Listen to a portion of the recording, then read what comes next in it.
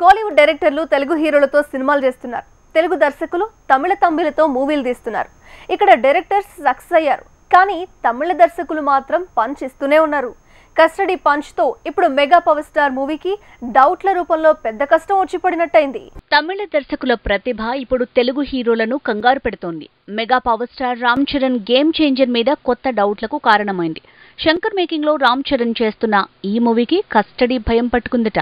Custody movie తమిళ దర్శకుడు వెంకట్ ప్రభు తీశాడు, కానీ ఈ బైలింగ్వల్ మూవీకి రిజల్ట్ రివర్స్ అయింది. అందుకే టాలీవుడ్ లో మరో హీరో తమిళ దర్శకుడి క్రియేటివిటీకి ఫెయిల్యూర్ ఫేస్ చేశాడంటున్నారు. ఇక అంతకుముందు లింగుస్వామి వల్ల రామ్ కి ఇలాంటి పరిస్థితే వచ్చింది. వారియర్ అంటూ బైలింగ్వల్ మూవీని తీశాడు లింగుస్వామి, కానీ ఆ ప్రయోగం రామ్ ని గట్టెక్కించలేకపోయింది. కుర్ర హీరోలకే కాదు, టాప్ స్టార్స్ కి కూడా ఎందుకు తమిళ దర్శకుల టాలెంట్ కలిసి రావట్లేదు.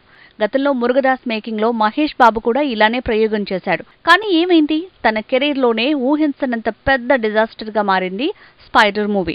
ప్రజెంట్ లేదంటే పాస్ట్ రెండింట్లోనూ తమిళ దర్శకుల ప్రతిభ తెలుగు హీరోలకు పంచిచ్చిందనే తేలుతోంది.